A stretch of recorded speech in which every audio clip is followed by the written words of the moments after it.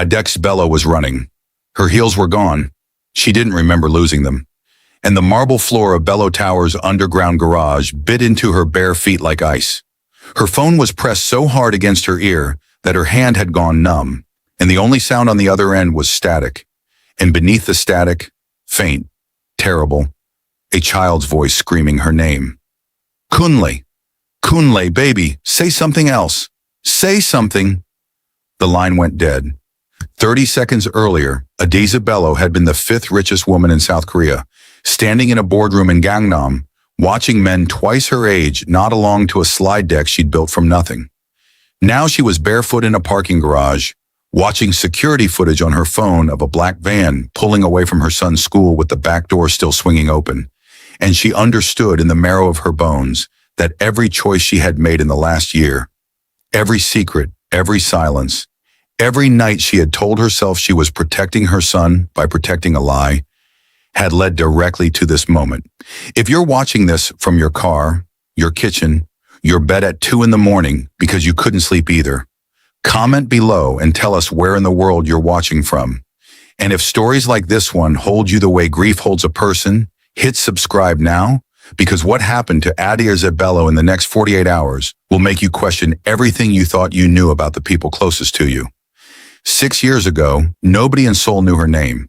She had arrived from Lagos with 2 suitcases, a business degree nobody in Korea recognized, and a stubbornness her mother used to call the curse of a woman who refuses to kneel. She cleaned offices at night and studied logistics software during the day, and somewhere in the space between exhaustion and hunger, she noticed something everyone else had missed. A gap in Korea's cold chain delivery network that was costing small vendors millions. She built an app to fix it in 11 months. She built a company around the app in 3 years. By the time she was 31, Bello Line Logistics had a valuation north of $2 billion, and the tabloids had given her a nickname she never asked for, the Nigerian Ice Queen, because she smiled for cameras and revealed nothing else. What the tabloids didn't know was that the ice was armor. Adaeze had learned early that a woman who arrived with nothing and built something from it would always be suspected of having taken it from someone. So she kept her circle small. She kept her son Kunle smaller still, hidden from press, driven to school in an unmarked car, taught by his mother to never, under any circumstance, tell strangers his last name. And she kept the identity of Kunle's father a secret so complete that even her own board of directors didn't know it. That secret was the first domino. It was about to fall. His name was Kang Min-jun, and 3 years ago, he had been the quiet architect who redesigned Bello Line's flagship warehouse. A man who spoke softly, drew beautifully, and looked at Adaeze like she was a puzzle worth solving rather than a headline worth chasing. They had been careful. They had been in love. And then 4 months before Kunle was born, Min-jun had vanished. No warning, no goodbye, just a resignation letter and a number that no longer connected. Adaeze told everyone the father was not in the picture and let them assume whatever ugly story they wanted. It was easier than the truth, which was that she genuinely didn't know if he had left her or if someone had made him disappear. 2 nights before the kidnapping, that question came roaring back into her life at a company gala, when a man in a charcoal suit approached her with a glass of champagne he never intended for her to drink. "You don't remember me," he said, "but I remember you very well, Miss Bello. I remember the night you convinced my brother to leave his family's company for a woman who used him and threw him away." Adaze's stomach dropped. "Your brother?" "Kang Min-jun," the man said, and smiled the way a shark smiles right before it decides you're not worth the effort. "He's alive, by the way, in case you were wondering. My family made sure of that, on the condition he never contacted you or that boy again." For 3 years, Adaeze had told herself 100 different stories about why Min-jun disappeared. Death, cowardice, a change of heart. She had never once let herself imagine the truth, that he had been bought, that somewhere out there, a man who once memorized the sound of her laugh had chosen money and silence over his own son. She didn't sleep that night, and the next morning when her assistant mentioned, almost in passing, that a new driver had been assigned to Kunle's school pickup because the usual guy called in sick, Adaeze felt something cold slide down the back of her neck. She should have listened to that feeling. She would spend the rest of her life regretting that she didn't. Now in the parking garage with the phone slipping from her sweat-soaked palm, that regret had teeth. Her head of security, a broad, unreadable man named Yun, who had worked for her since the company's second year, reached her before she hit the ground. "Ms. Bello, breathe. We have the plate number. We have partial footage. We are already moving." "They have my son," she said, and her voice cracked in a way it hadn't cracked in 6 years of cameras and courtrooms and men underestimating her. "Do Yun, they have my baby." "I know," his jaw tightened, "and I need you to hear something before the police arrive, because once they do, I won't be able to say it in front of them." Adaeze went very still. "The van," Do-Yun said quietly, "is registered to a shell company. I traced it in the elevator on the way down. That shell company is owned by Kang Enterprises." The floor seemed to tilt beneath her. "Min-jun's family," she whispered. "I don't think this is random, Ms. Bello. I think someone has been planning this for a long time. And I think you need to ask yourself who, in your life, has been telling you they love you while quietly deciding you don't deserve to keep what's yours. If that line hit you the way it hit us writing it, pause for 1 second and hit that like button and drop a comment telling us who came to your mind first. Because trust me, it will not be who Adaeze suspects."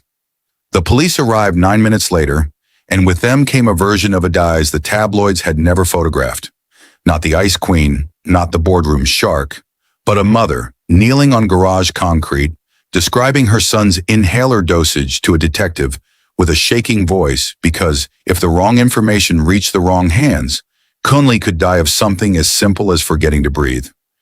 Detective Han Ji-woo was younger than Adaeze expected, sharp-eyed, unimpressed by wealth in a way that Adaeze found, despite everything, almost comforting. "Ms. Bello, I need you to think carefully. Is there anyone at all, who has expressed anger toward you recently? A rival, an ex-employee, family?" Adaeze opened her mouth to say the name Kang, and then stopped, because standing at the edge of the garage, arms crossed, face unreadable, was her mother-in-law in all but name, Han Soo-jin, Min-jun's mother, the woman who had once sat across from Adaeze at a quiet dinner 3 years ago, and said with a smile as thin as paper, "You understand, don't you, dear, that some families protect their bloodlines. It isn't personal." Adaeze had thought at the time that it was simply old-world cruelty. A rich Korean matriarch who didn't approve of her son loving a foreign woman with no family name behind her. She had not understood until this exact second that it might have been a warning.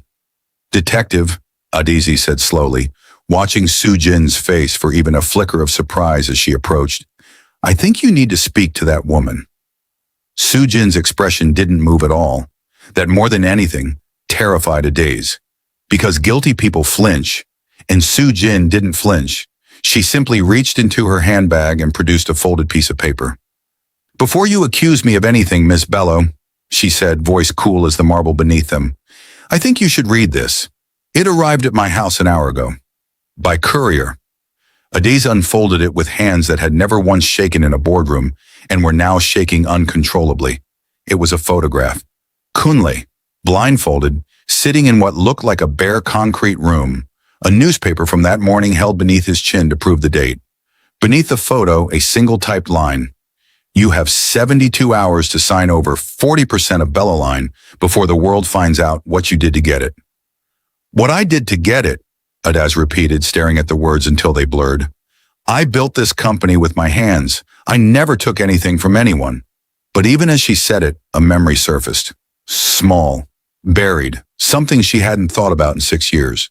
The original algorithm behind Bello Line's cold chain system hadn't come entirely from her. In her second year in Seoul, broke and desperate, she had partnered briefly with a small logistics engineer who'd handed her half-finished code in exchange for a promised equity stake she never delivered. Because 3 months later, he'd been deported over a visa technicality and simply vanished from her life, and she had told herself it didn't count as stealing if the man himself had disappeared. She had never told anyone that story. Not her lawyers, not her board, not even Min-jun. So how did whoever sent that photograph know? That question would keep her awake for the rest of her life. Because the answer, when it finally came, would not be the villain she expected. It would be someone standing close enough to hold her hand through every version of this nightmare. For now, all Adaeze knew was that somewhere in this city, her son was blindfolded on a concrete floor, counting on a mother who suddenly wasn't sure which of her secrets had put him there, and that the 72-hour clock had already begun. If you've made it this far, this is the part where I ask you to stay with us, because everything you think you understand right now is about to be turned upside down. The safe house Do-yeon setup wasn't officially a safe house. It was the top floor of an unfinished Bello Line property in Itaewon, chosen precisely because it existed on no public lease and no tax record. Adaeze sat at a folding table surrounded by 3 laptops, a burner phone, and Detective Han, who had, against every rule in her department's handbook, agreed to run this partially off the books after Adaeze made it clear that one leak to the press could get her son killed. "Talk to me about the engineer," Han said. "The one from 6 years ago." Adaeze's throat tightened. "His name was Park Ji-hoon. I paid him for the code, not what it was worth, but I paid him, and then immigration flagged his visa, and he was gone before I could fix it. I tried to find him afterward. I swear to you, I tried." "Did you?" Han's voice wasn't cruel, just precise. "Or did you tell yourself you tried, because the timing was convenient?" The question landed like a slap, mostly because some small, honest part of Adaeze couldn't fully deny it. She had been 26, drowning in debt, one signature away from losing everything, and a man's disappearance had quietly solved a problem she didn't have the courage to solve herself. She had built an empire on top of that silence and called it ambition. "If Park Ji-hoon is behind this," Adaeze whispered, "he has every right to hate me." "Maybe," Han said, "but hatred doesn't usually wait 6 years and then demand 40% of a company instead of the whole thing. Whoever is doing this doesn't want to destroy you, Ms. Bello. They want to own you. That's a different kind of anger. That's personal." Across the room, Do-yeon had gone quiet in a way Adaeze had learned, over 6 years, to recognize as dangerous. He was staring at his laptop screen with the stillness of a man who had just found something he didn't want to find. "Do-yeon," she said, "what is it?" He turned the screen toward her slowly, like he was handing her a live grenade. "The courier who delivered that photo to Soo-jin's house. I pulled the building's exterior camera. It's grainy, but..." He hesitated. "Ma'am, I need you to look at his walk before you look at his face. You'll understand why." Adaeze looked. The man in the footage moved with a slight favor of the left leg. An old injury, the kind you'd only recognize if you had once years ago, helped that same man limp to a taxi after a warehouse accident because he refused to go to a hospital and risk his visa status being questioned. The air left her lungs. "That's Ji-hoon," she said. "That's Park Ji-hoon." "Ma'am," Do-yeon's voice dropped even lower. "There's something else. I ran facial recognition on a second man in the same footage, standing in a car 20 meters back. Older, well-dressed." He paused, and for the first time in 6 years, Adaeze heard real reluctance in his voice. "It's a positive match for Kang Min-jun's older brother, the one from the gala. The 2 men who despised her most in the world, the family that had bought Min-jun's silence, and the man whose life she had quietly sacrificed for her own survival. Were working together. Somewhere in that concrete room, a 5-year-old boy who loved dinosaurs and hated the taste of cucumbers was sitting blindfolded because 2 grown men had decided that her sins were finally due. If your chest is tight right now, you are not alone. Comment below and tell us honestly if you'd have made the same choice Adaeze made at 26, because this is the part of the story where right and wrong stop being simple. And if this story is already affecting you, hit that like button so more people can feel this with us. Adaeze pressed her palms flat against the folding table to stop them from shaking. "I need to talk to them, directly, not through a photograph." "That's exactly what they want," Han warned. "A private negotiation, no police, no witnesses. They have my son." Adaeze's voice cracked wide open. I don't care what they want as long as it ends with him alive. Do-yun set his jaw. Then we do it my way. I go in as your driver, wired, with Detective Han's team 2 minutes out. You get your face-to-face. But the second I say the word rain, this ends one way or another. Adaeze nodded because there was nothing left to do but trust the one person in her life who had never once asked her for anything in return for his loyalty. The meeting was set for an abandoned shipping yard on the outskirts of Incheon. Fitting, Adaeze thought bitterly, that the empire she'd built on logistics would end, one way or another, among shipping containers. Park Ji-hoon looked older than his photographs, thinner, his eyes carrying the particular exhaustion of a man who had spent 6 years rebuilding a life from a country that no longer wanted him. When he saw her step out of the car alone, Do-yun deliberately 2 steps behind, playing the role of driver, something in his face flickered between hatred and grief. You look surprised to see me, Adaeze said carefully. I'm surprised you came at all, Ji-hoon answered. The Ice Queen doesn't usually get her hands dirty. Where is my son? Safe, for now. He glanced past her toward the second car, where Kang Min-jun's older brother stood watching with the patience of a man who had already won. I want you to understand something, Ms. Bello. This was never my idea. I wanted to sue you. I wanted to expose you in the press and watch your empire burn slowly, publicly, the way mine burned when I got deported for a crime I never committed while you kept every cent of what I built for you. Then why him? Adaeze nodded toward the brother. Why bring the Kang family into this? Ji-hoon's mouth twisted. Because 6 months ago, he found me, told me he had a business proposal. Turns out his family has wanted you gone from Min-jun's life since before your son was even born. And when he learned what you did to me, he realized he finally had leverage that didn't involve murder. He let that word sit in the air deliberately. Taking your son wasn't my plan, Ms. Bello. I only wanted my code back, my name cleared, compensation for 6 ruined years. But once your son was in the van, the price changed, and I no longer have control over what happens to him.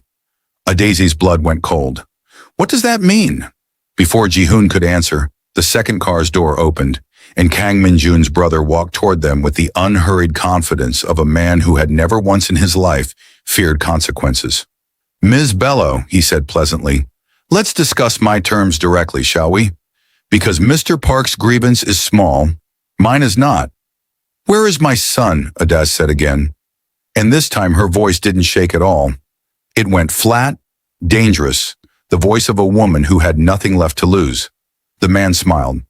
Sign the transfer papers, and you'll have him back within the hour.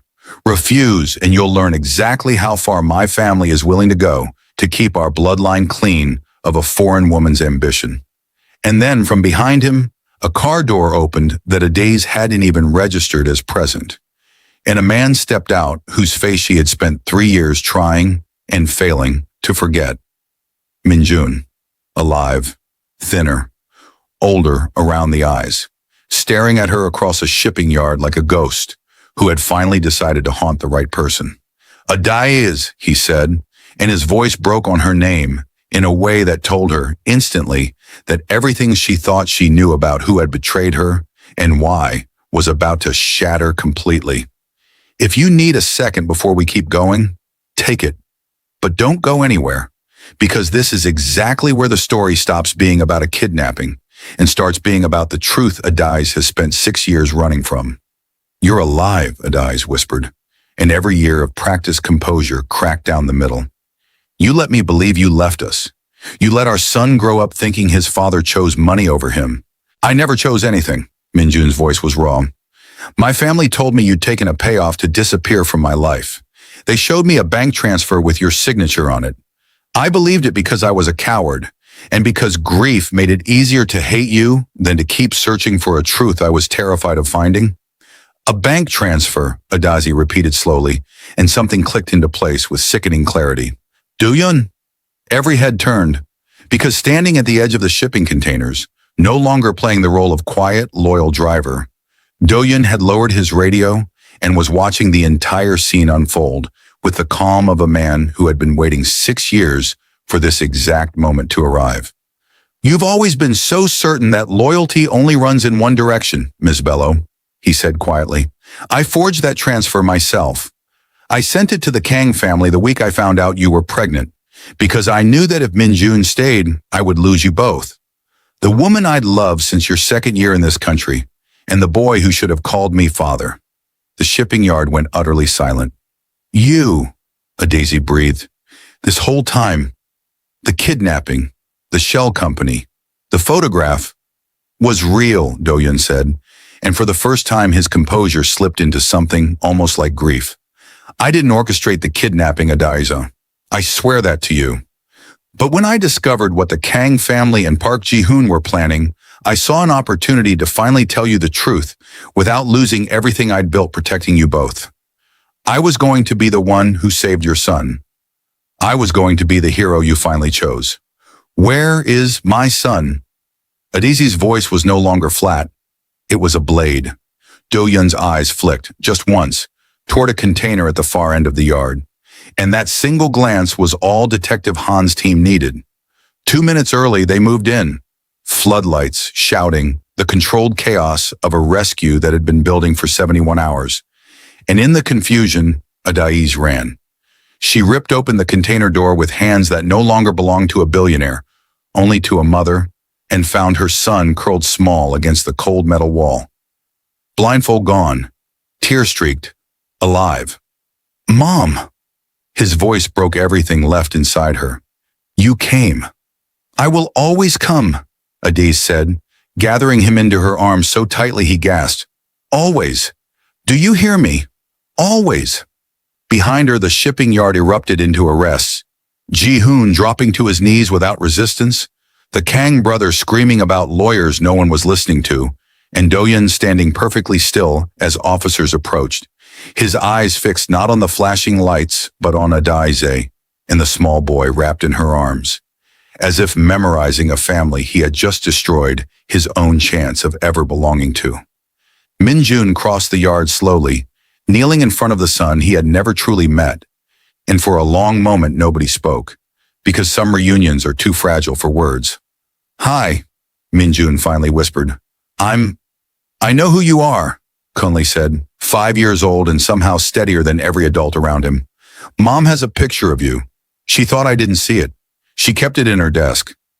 Adaeze closed her eyes and for the first time in 3 years, let herself cry in front of someone other than her own reflection. If this story has done anything to your heart tonight, subscribe before you go. Share it with someone who needs to be reminded that the truth always finds its way home. And tell us in the comments the biggest lesson you're taking from Adaeze's story.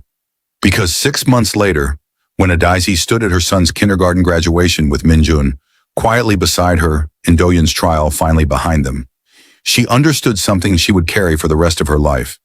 That the secrets we keep to protect the people we love are often the very things that put them in danger. And that real strength was never about building an empire no one could touch.